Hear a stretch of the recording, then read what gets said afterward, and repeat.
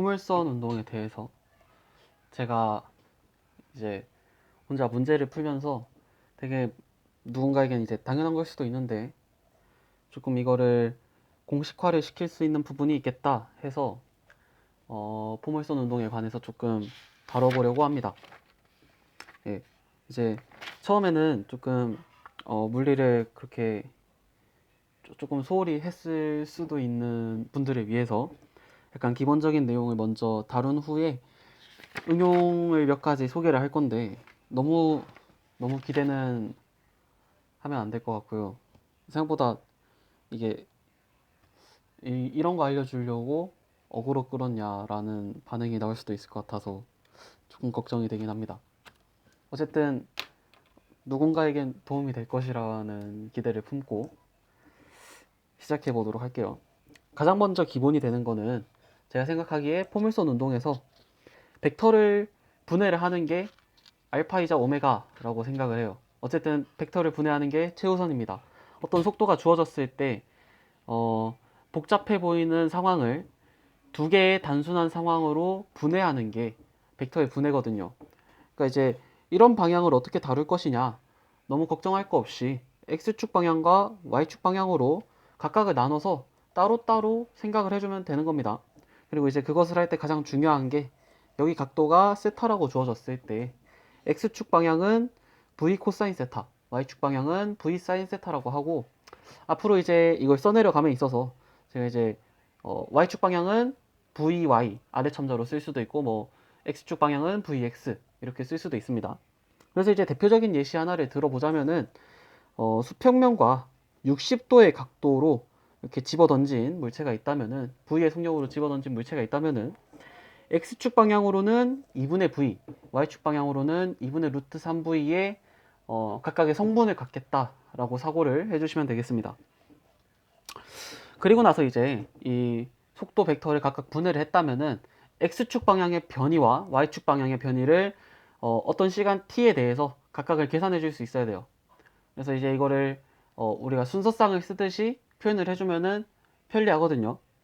이제 그런 것도 알아두시면 될 것 같아요. 그러니까 이제 조금 덧붙이자면 이런 상황을 어떻게 서술을 할 수 있냐 하면은 속도 v는 코사 잠시만 v는 v 코사인 세타 콤마 v 사인 세타다 이렇게 표시를 할 수 있어요. 그냥 속도를 벡터로서 표현을 하는 방법 중에 하나고 이게 조금 더 상황을 단순화하는 데 있어서 편합니다. 그래서 이거를 이제 소개를 하고 변이의 식에 대해서 가볼게요. 물리 1에서 어느 정도 다뤘던 내용인데 VOT 플러스 2분의 1 AT 제곱이라고 주어졌습니다. 이건 이제 설명하는 방법이 적분을 통해서 설명을 하거나 아니면 이제 그 그래프를 통해서 등가속도 운동의 그래프를 통해서 변이는 그래프 아랫부분의 넓이다 라는 내용을 통해서 이제 설명을 하죠. 근데 우리가 이제 물리 원하고 조금 다른 점이라고 하면은 부호가 서로 다를 수 있고 이동 거리와 변이를 구분을 해준다 라는 겁니다. 그래서 어떤 방향을 플러스로 잡았다면은 반대쪽 방향을 마이너스로 잡아주면 그만이에요. 우리가 기준을 어떻게 잡느냐에 따라서 부호는 얼마든지 바뀔 수 있는 부분이다 이렇게 생각을 하시면 될 것 같아요. 그래서 예시를 하나 들자면은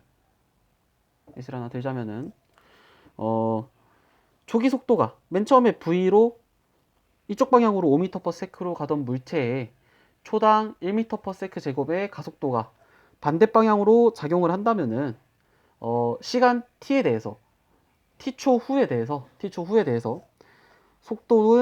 속도는 속력이 아닌 속도를 다룰 거니까 이제부터 속도라고 명칭을 통일을 할게요. 속도는 5-t가 될 겁니다. 그러니까 5 플러스 마이너스 1 곱하기 t가 되는 거죠. 이 식의 잠깐만 속도를 안 했구나. 예, 그러니까 이거는 조금 더 자세하게 풀자면은 5 플러스 마이너스 1 곱하기 t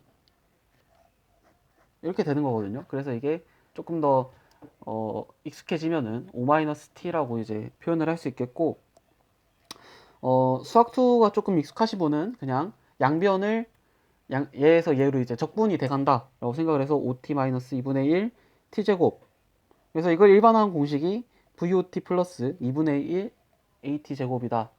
변이의 식을 이렇게 생각을 하시면 될 것 같아요. 그래서 만약 우리가 벡터 분해를 이렇게 했다면은 t초 후에 변이 벡터는 위치의 벡터는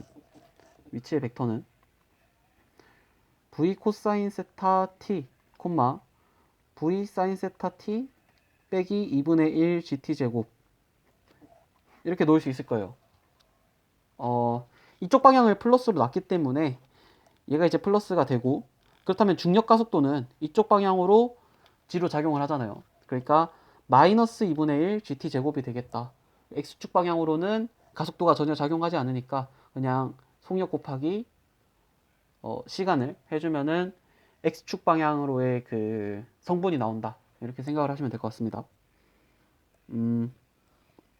사실 이쪽 파트는 EBS라도 들어서 제가 설명을 좀 못하는 부분이 있으니까 EBS라도 듣는 게 괜찮겠다라는 생각은 듭니다. 그래서 이제 방금 살짝 조금 횡설수설하면서 했던 부분을 아래쪽에서 서술을 하고 있네요. 여기서 이제 변이의 식을 각 방향에다가 각각 적용을 할 수 있다. 즉 X방향의 속도는 X축 변이에만 영향을 주는 거고, Y축 방향의 속도는 Y축 변이에 대응이 된다. 이렇게 생각을 하시면 될 것 같아요. 그래서 만약 이렇게 수평면과 60도의 각도로 10m/s로 이제 물체를 던졌다면은 이쪽으로 5m/s, 이쪽으로 5루트 3m/s 이렇게 쓰는 걸 이제 습관화를 하셔야겠죠. 시험이 2주도 안 남았으니. 그래서 X축 변이는 OT가 될 거고, Y축 변이는 5루트 3t 마이너스 2분의 1 gt 제곱, 중력 가속도가 g라고 했을 때 이렇게 될 것 같습니다. 그래서 그렇게 되고요. 이걸 이제 2차원으로 주어진 어떤 특정 방향의 임의의 방향으로 주어진 이 방향을 그냥 우리가 익숙한 X방향과 Y방향으로 이제 분리를 해서 각기격파를 해준다? 이렇게 생각을 하시면 될 것 같습니다. 그리고 나서 이제 이거는 조금 풀이를 할 때 보기에서 식을 정리를 해서 이거는 이거다라고 말할 때, 이거라고 말할 때 이제 꼭 써야 되는 식 중에 하나라서 소개를 하게 됐습니다. 이제 EAS는 V제곱 빼기 VO제곱, 그러니까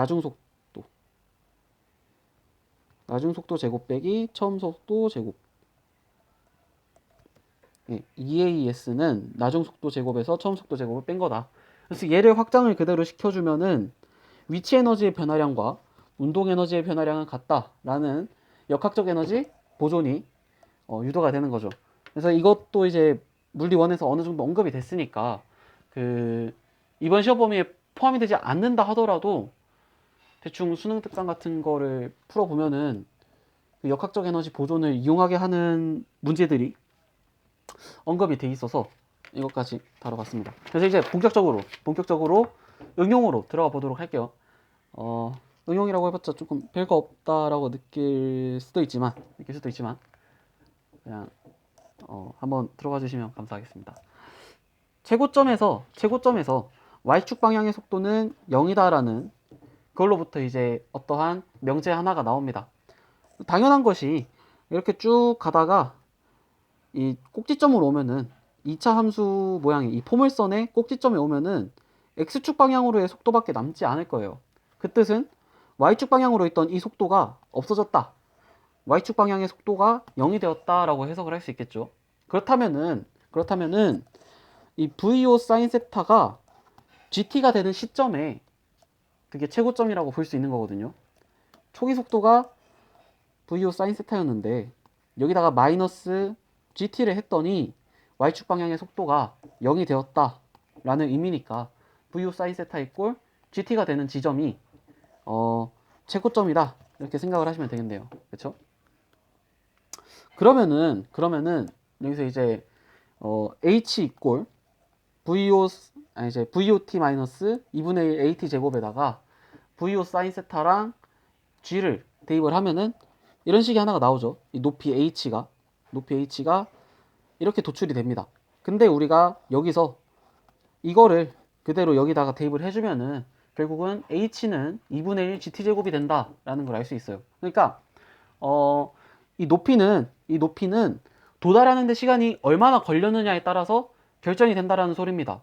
그래서 이제 조금 되게 단순하면서도 모르면은 당하는 문제 중에 하나가 차라리 이걸 좀 알려나?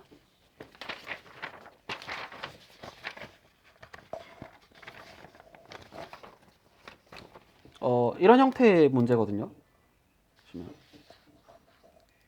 새 물체가 있는데 속도에 대한 단서는 하나도 안 줬어요. 뭐 몇 미터 퍼 세크다 이런 것도 주지 않고 오직 높이만 준 채로 A, B, C가 그 최고점까지 하는데 이제 걸린 시간, 수평면에 도달할 때까지 걸린 시간, 어쨌든 높이만 주고 최고점의 높이만 주고 시간을 비교하도록 하는 문제들이 있단 말입니다. 이럴 때는 이제 h와 t제곱이 비례한다라는 이제 이거를 이용해서 문제를 풀어주면은 편합니다.